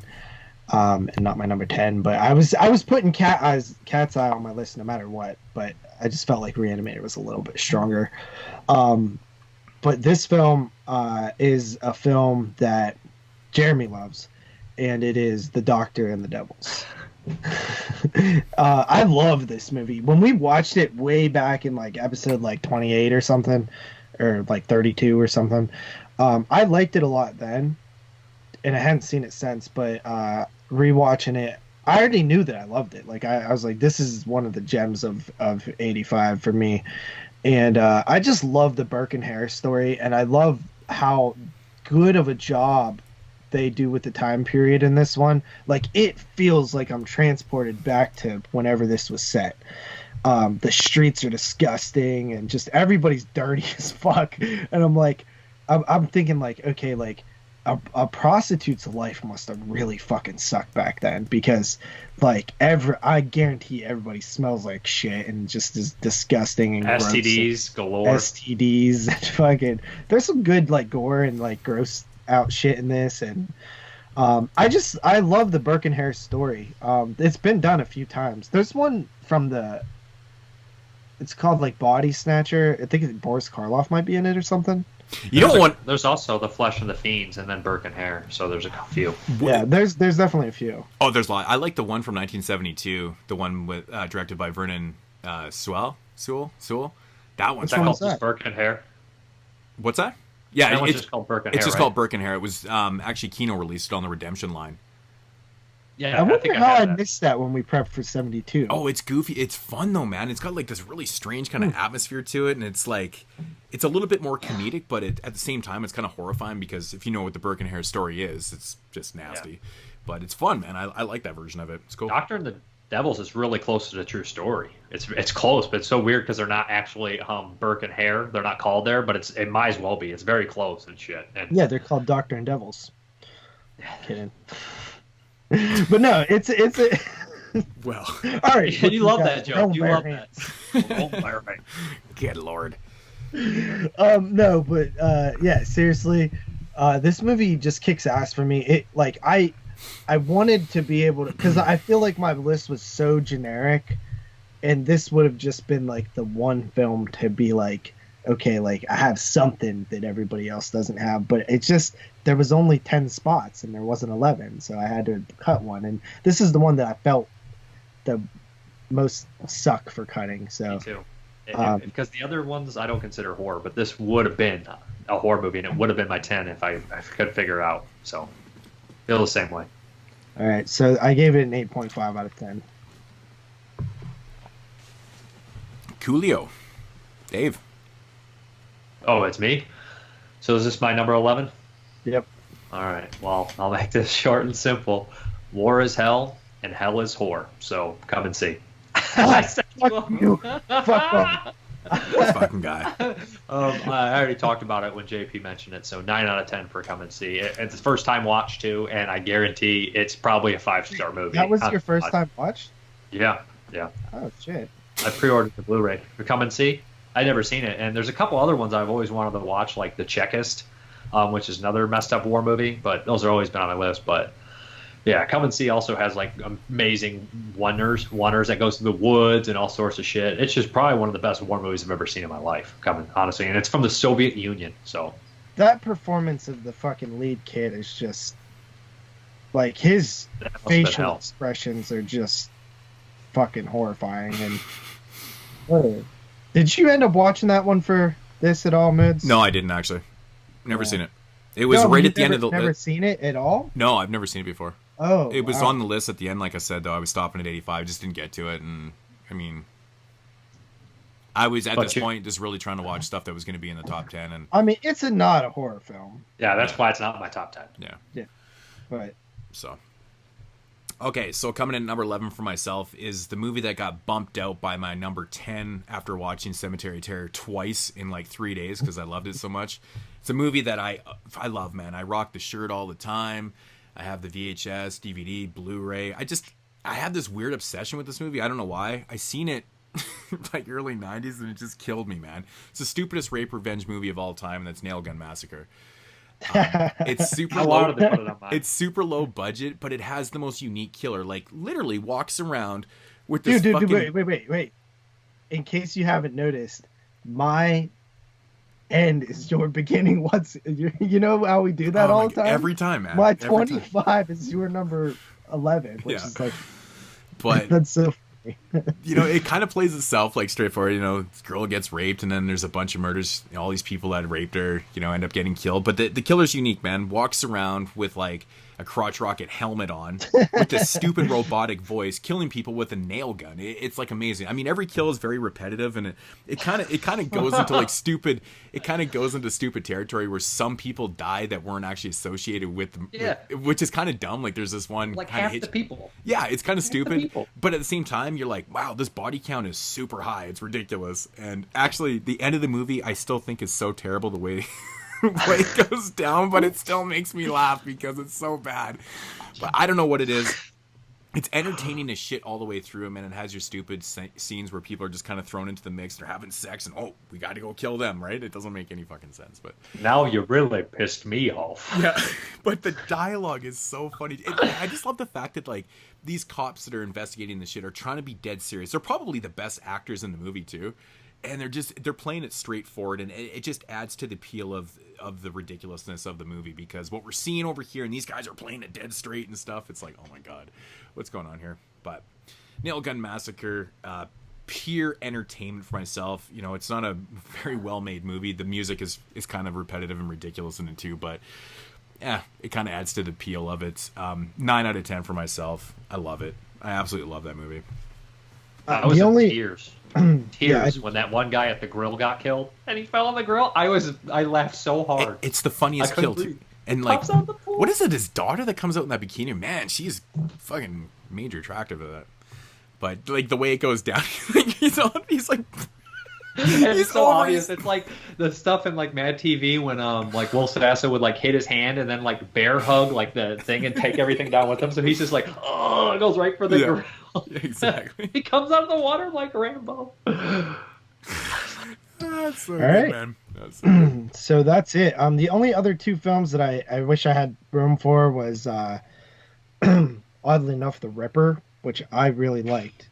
I don't care if it's too long, Dave. I liked it. Dude, I honestly, too, it was in my top 25 for a long time, and it just kind of got edged out. But I think The Ripper is a pretty well... like, honestly, for, like, technical reason, like, for a shot-on-video film, that's pretty well made. It actually does look pretty good. I think it was shot on beta, like, probably high-quality beta or something like that, because it looks probably better than it should. But I agree, and then I got a couple honorable mentions, too. Evils of the Night was my other one. Evils of the Night is so bad, but I love it too, man. It's great. Paid in beer. Everybody paid in beer. Yeah. Man, dude. Although Ray was so drunk. 100%. And Neville Brand wasn't acting. That's just him. Oh, I had a couple. Document of the Dead. I don't know why I never include documentaries, but I adored watching Romero talk. Yeah, Nailgun Massacre. I'm in it like a 9 out of 10. I love Document of the Dead too. I like the extended version too, where you get more Romero talk. You get all the way up to like Diary. Yeah, it's hard to include. Like, where do I put it? Because I want to include the '85 version. You know what I mean? And there's all these fucking different versions, so that also contributes to not putting it on there. Yeah. Nailgun Massacre. I love that movie. It was so stupid. It's so much fun. The Aftermath, which was a Belgium post-apocalyptic movie, which is batshit insane, and just that's a second-time watch. First 5 minutes of the movie, there's necrophilia. A lesbian drowned somebody while she's giving her head. The man is raped. And dude, why did you not ever shout this? They're enslaved, and fucking he kills it. It's fucking insane. I was gonna mention it, but it's an insane movie. Crime Wave. Rewatch. I enjoyed the hell out of that. Dude, I gotta say, man, I'm not a fan of Crime Wave. That movie I used to hate it. I don't know what it is. Like, I'm a big fan of the Coens brothers. I know they wrote that shit, but it just doesn't work for me. It's just almost too goofy. It's like oddly goofy. Yeah. And then last is Attack of the Beast Creatures. It's an earnest piece of shit, and I fucking love it. Everybody's like 40. I can't believe they got these 40-year-olds to run in a fucking island. And it's like, is that New Jersey or Connecticut? It's Connecticut. I'm just like, dude, and when that one old lady dies and the one dude loses, he's like, no! And he's like the best acting ever for a second. Man, the puppet Zuni dolls. Oh my god, man. I was dying in that shit, dude. Love it. It's so funny. So funny.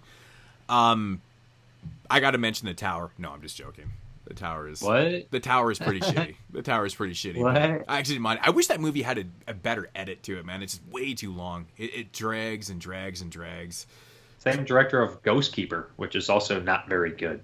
I like Ghost Keeper. It's not like phenomenal or nothing, but I kind of have a soft spot for that one. I mean, it's shot around where I live and stuff, close by, but that's not the reason. I just kind of like the atmosphere. I wish it was better. I think I gave it like a 5 or 5.5 or something for Ghost Keeper. I did really like Creature. You know, watching like the full version of Creature. HD version? Yeah, the HD version with, the full film. I actually really enjoy that movie. The Oracle's really fun. The Ripper was another one. Creature was rough. I watched it on Tubi and it was a shit transfer. I couldn't see anything. Oh, that's the good transfer too on Tubi. Damn, because I actually have the DVD. Like, he'd released like a good version of it and stuff. It's more of like a gray market release, but it actually has like the good version of the film, and the transfers. That's the same one on Tubi. Titan Find. Yeah. Oh man, the DVD looks great, man. It's clear, crystal clear, man. It's crazy. Yeah. Yeah, it didn't look great on there, but it looked better than I think the budget releases I had seen previous. I think. Mm-hmm. I got to mention Cut and Run. I mean, it's one of my, I don't know, 3.5 out of 10. More or less. Cut and Run. Are you insane? I didn't give that Cut movie's and Run. Awesome. I didn't give Cut and Run 3 out of 5. 6.5 out of 10. I mean, Cut and Run is one of those films that I enjoy, but I don't know what it is. I always just, every time I watch it, I just want more Deodato from it. I don't know what it is, man. It's weird. I like it. When the fucking all the action and all those people attack and people are getting wasted and fucking John Striner gets split in two, it's fucking awesome. I think I just get sidetracked by the music in it, man. I'm just always gravitating. I'm like not watching the movie properly. I don't know. No, I like it.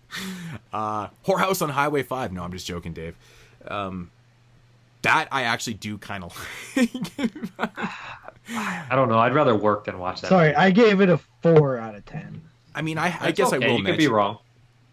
Yeah, see, that sucks that you watch a shitty version of it. Because if you watch a Go shitty bare version hands. of it, yeah, if you watch a shitty version of it, for sure, man, for sure, that's definitely not going to be enjoyable. I didn't. You watched the uncut version. I watched it for the show that we did on it. For what? Creature? Cut and Run. Oh, Cut and Run. Yeah. I gave it a 4 out of 10 on that show. I didn't love Creature either. I thought it was a little sloppy, but the head explosion was good. It has its moments, man. I guess that's about it. I mean, Thou Shalt Not Kill. Did you guys watch? I love that? it. Yeah, I love that movie too. It's pretty much exploitation. I mean, I was trying to What is keep it? this more horror. Thou Shalt Not Kill, except I Snaps thought gave it it a sucked. really nice release. Man. Love it. Oh, it's a great Michigan movie. pride. Yeah. You know what, man? It was just Did you watch a too shitty sloppy, transfer? man. Who, me? Yeah, because like the Snaps Oh. release of that is crystal, man. It's crazy. Thou Shalt Not Kill? Except, yeah. Yeah, I'm not saying that it looked shitty. I'm saying it is shitty. Oh, It kind of looks shitty anyways because it's so cheap, but it is cheap. No, but I'm I mean, saying they I'm did it just justice. saying it's like too sloppy. Like all this choreographed fight sequences are shit as fuck. when the fat guys are fighting the bike, that's the worst fighting ever. Like all the Marines can fight, and then it's like these other guys are like, I watched that one on a Facebook group watch. Everybody in there was like, "Yeah, this isn't very good." You know what movie I had fun time? I don't think it's they even can make been, it then. I Let's don't- see them make it. I don't think it's even been mentioned Such one a time. hater. I don't think it's been mentioned at all, and that's Blood Tracks. I think that movie's I like goofy it. I fun, like man. Blood Tracks. Blood It's Tracks is fun. Yeah, it's a fun one. It's got a great setting. So Hills But Have that- Eyes with a rock band. I like Hills Have Eyes too. It was my favorite '84 film of '85.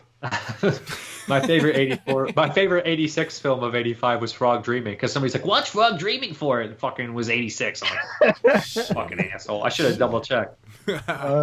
I watched like 4 films that were '84 or different. I watched Boggy Creek as well. I was so glad that I didn't have to watch Boggy Creek when you told me it was 84. I was like, thank God. And Death Warmed Up. I found out I already knew that those was were 84. I was yeah. like, I hate Death Warmed Up.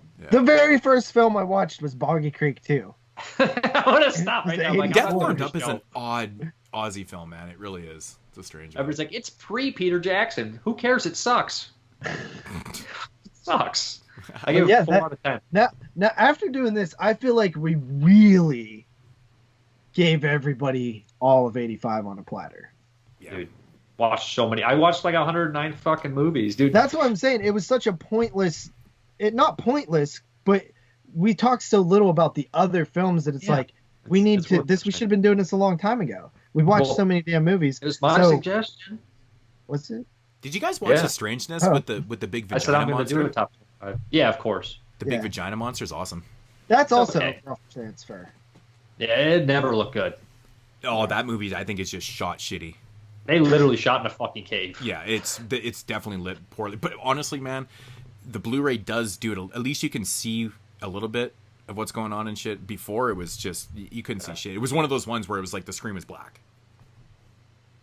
No, I think I said I'm going to do a top 25 regardless. And then you're like, we should do a top 25. And they're like, let's just do it. Yeah, I mean, because I'm doing a top 25 every time I do But this. thank you for bringing that to the table because it gives us something to do with all these films we watched. Yeah. And I think with 91, we might have like a bottom 25 into a top 20. Like, I don't know how that's going to work, man. I don't know if there's 25 good films in 91. I got There might- 125 off that I'm picking from that list. Like, these ones look like they could be okay or at least interesting to watch, even though I know some are pure I'm shit. more than halfway there for 20. I mean, yeah, it gets pretty, towards like. No, I mean, top 25 will be fun. I think it'll vary.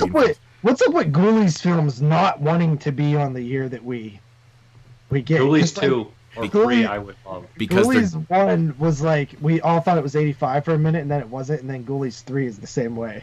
Yeah, I was like, Ghoulies 3, I love Ghoulies Go to College. And then I don't get to watch it. I told you we won in 1990. 1990 is a great year. yeah, 90s cool. 91 is an interesting year. I'm very interested to see where I there's some weird movies that are on YouTube and stuff that just haven't been on released or heavily out of print, so that's fun. There's some turd bombs. There's some real turd bombs. Like, everybody's like, I can't wait for you guys to watch Zombie Cop. You are not prepared for Zombie Cop, JP. Or Zombie 90. Don't listen to Derek. Zombie Comp, yeah. Zombie Yeah. 90, like, Zombie Cop I watched back in the day because it's a Tempe. And I'll probably be lighter on it than a lot of other movies because I love a lot of the other Tempe stuff that's good. But fucking Zombie 90 is garbage. It's a bad movie that they fucking overdubbed, like, to make it even worse. Like, this sucks. Let's just fucking overdub it. Like, this is a piece of shit. I wish I could watch the regular version in German because I might not be as bad. You know, I'd always seen this movie around, Children of the Night, when I was younger, and I never rented it and shit. It's, Me either. You know, directed I by bought it. Yeah, Tony Randall watched directed it and shit, and like, you know, he directed fucking, you know, Hellraiser Ticks. 2 and Ticks And and Amityville, It's About Time. yeah, the 92 Amityville and stuff. But I'd never seen this one until last night. I watched it, and I was like, actually, it's pretty good. I loved it. I really enjoyed it, and I'd never seen it. Yeah, so that was already Very a surprise nice. from 91. Yep. Very nice. And I rewatched something that I used to be kind of lukewarm on, and I was like, I was bitching about it so much, and I was rewatching it, and I was complete 180. Complete 180, and I was like, what the fuck was I talking about? It's fucking dumb. Yeah, you do that a lot. Yeah, right. All right, I Oh, gotta go, guys. All Okay. right, see you guys. Yeah, man. That is going to conclude the rest of the list, 25 to 11. Hope you guys enjoyed it, and hope to see you guys for the top 25 of 1991. Peace. Deuces. See ya. No peace.